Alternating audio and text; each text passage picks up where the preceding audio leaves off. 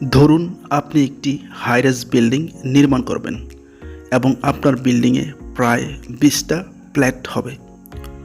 এখন এই 20টা ফ্ল্যাট ব্যবহারকারীদের জন্য আপনাকে কোন সাইজের সেপটিক ট্যাঙ্ক নির্মাণ করতে হবে, সেই পদ্ধতিটাই আমি এখন আপনাদেরকে দেখাবো। নিজের ইচ্ছা ও খেয়াল খুশি মতো কোনো ধরনের এস্টিমেট বা ইঞ্জিনিয়ারের পরামর্শ ছাড়াই আপনি একটা সেপটিক ট্যাঙ্ক নির্মাণ করে ফেললেন। মনে রাখবেন, ভুল হলে অবশ্যই পরবর্তীতে আপনাকে পস্তাতে হবে, কারণ সেপটিক ট্যাঙ্কের সাইজটা অবশ্যই আপনাকে ব্যবহারকারীর উপর ভিত্তি করে এস্টিমেট অনুযায়ী বের করতে হবে। তো চলুন এখন আমরা জানব একটি সেপটিক ট্যাঙ্কের সাইজ কিভাবে নির্ণয় করতে হয়। ধরুন আপনার বিল্ডিংয়ে টোটাল 20টা ফ্ল্যাট আছে এবং প্রত্যেকটি ফ্ল্যাটে আপনাকে মিনিমাম 6 জন করে ধরতে হবে। তো দেখুন, 20টা ফ্ল্যাটে মোট লোক সংখ্যা দাঁড়ায়, মোট লোক সংখ্যা 20 × 6 = 120 জন। এখানে 20 হচ্ছে আপনার বিল্ডিংয়ে ফ্ল্যাটের সংখ্যা এবং প্রতি ফ্ল্যাটে আপনার লোকজন হচ্ছে 6 জন। তাহলে 20 × 6 এই দুটা ভ্যালুকে ক্যালকুলেশন করলে আমরা পাবো 120 জন। এখন এই 120 জন ব্যবহারকারীর জন্য আমরা একটি সেপটিক ট্যাঙ্ক নির্মাণ করব। আমরা জানি গোসল থেকে শুরু করে মলত্যাগ, রান্নাঘরের হাঁড়ি পাতিল ধোয়া ইত্যাদি বাবদ একজন মানুষ থেকে দৈনিক 135 লিটার ময়লা পানি বা বজ্র সেপটিক ট্যাঙ্কে জমা হয়। এখন দেখেন, 120 জনের জন্য দৈনিক সেপটিক ট্যাঙ্কে মোট সিওয়েজ বা ময়লা জমা হয়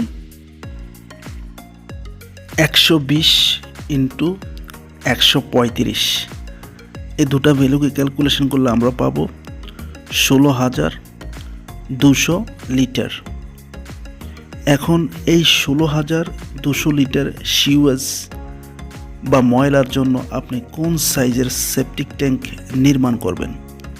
তো চলুন দেখি।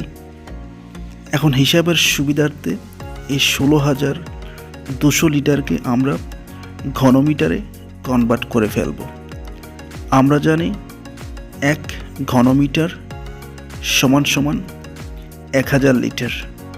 তো দেখুন, 16,200 লিটার ডিভাইডেড বাই 1000 সমান এটা ক্যালকুলেশন করলে আসবে 16.2 কিউবিক মিটার বা ঘনমিটার।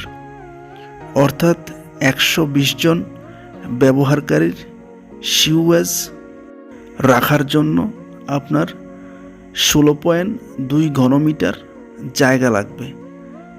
এখন আমরা অবরোধকাল অর্থাৎ সিওয়েজ সেপটিক ট্যাঙ্কে যাওয়ার পর এর স্থায়িত্ব কতদিন থাকবে বা কতদিন পর সিওয়েজ বা ময়লা সুক অয়েলের মাধ্যমে শোষিত হয়ে যাবে এটি ধরব। সাধারণত সিওয়েজ অবরোধকাল 24 ঘন্টা বা 1 দিন ধরা হয়।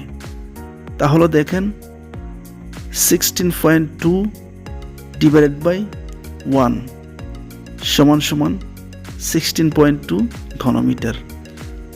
অর্থাৎ সেপটিক ট্যাঙ্ক এরিয়াটা আপনার 16.2 ঘনমিটারই হবে। অবরোধকাল বেশি হলে অবশ্যই সেপটিক ট্যাঙ্কের এরিয়াটা আরও বড় হতো। এখন দেখেন, সিওয়েজ বা তরলের গভীরতা সাধারণত 10 ফিট বা 3 মিটার ধরা হয়। তো এখন সেপটিক ট্যাঙ্কের গভীরতা যদি 3 মিটার হয়, তাহলে এখন আমরা সেপটিক ট্যাঙ্কের দৈর্ঘ্য ও প্রস্থটা বের করব। এখন সেপটিক ট্যাঙ্কের ভলিউম বা 16.2 ঘনমিটারকে আমরা তরলের গভীরতা বা 3 মিটার দ্বারা ভাগ করলে সেপটিক ট্যাঙ্কের দৈর্ঘ্য ও প্রস্থের পরিমাণটা পেয়ে যাব।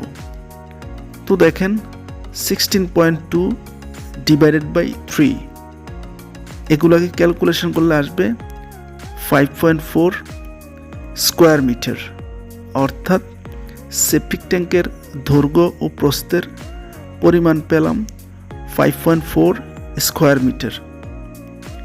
এখন আমরা কিন্তু জানি না সেপটিক ট্যাঙ্কের দৈর্ঘ্য কত মিটার এবং প্রস্থ কত মিটার। এখন আমরা সেটিই বের করব। সাধারণত একটি সেপটিক ট্যাঙ্কের দৈর্ঘ্যটা প্রস্থের 3 গুণ ধরা হয়। এখন আমরা দৈর্ঘ্যকে যদি L এবং প্রস্থকে যদি B দ্বারা ডিনোট করি, তাহলে দেখেন 3V = L। এখানে L হচ্ছে দৈর্ঘ্য এবং B হচ্ছে প্রস্থ, অর্থাৎ দৈর্ঘ্যটা হচ্ছে প্রস্থের 3 গুণ। এখন দেখেন 3V × B = 5.4। এখানে 3B হচ্ছে দৈর্ঘ্য এবং B হচ্ছে প্রস্থ, এবং দৈর্ঘ্য ও প্রস্থ সমান আমরা পেয়েছি 5.4 স্কোয়ার মিটার। এখন দেখেন 3V × V, এটাকে গুণ করলে আমরা পাবো 3V² = 5.4 এর 5.4। এখন আমরা 3টাকে ওই পাশে নিয়ে যাব, তাহলে দেখেন B² = 5.4 ডিভাইডেড বাই 3।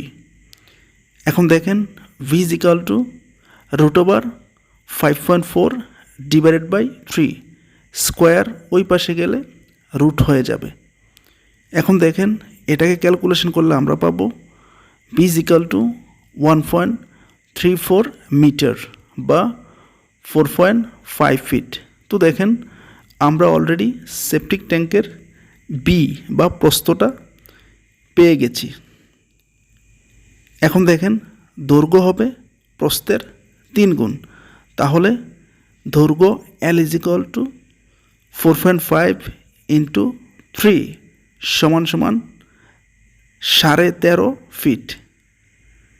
তাহলে দেখেন আমরা দৈর্ঘ্যটাও পেয়ে গেছি। তো এখন দেখেন সেপটিক ট্যাঙ্কের সাইজটা কী হবে।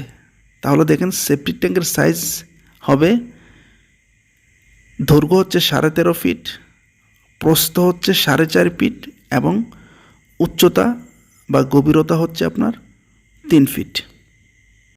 আশা করি আপনারা বুঝতে পেরেছেন। এই পদ্ধতিতে আপনারা যতজন ইচ্ছা ততজন ব্যবহারকারীর জন্য সেপটিক ট্যাঙ্কের সঠিক এরিয়াটা বের করে নিতে পারবেন। তো বন্ধুরা, আজ এ পর্যন্তই। ভিডিওটি ভালো লাগলে লাইক, কমেন্ট এবং শেয়ার করতে পারেন। কনস্ট্রাকশন রিলেটেড এরকম ইনফরমেটিভ ভিডিও আপডেট পেতে চ্যানেলটি সাবস্ক্রাইব করে রাখুন।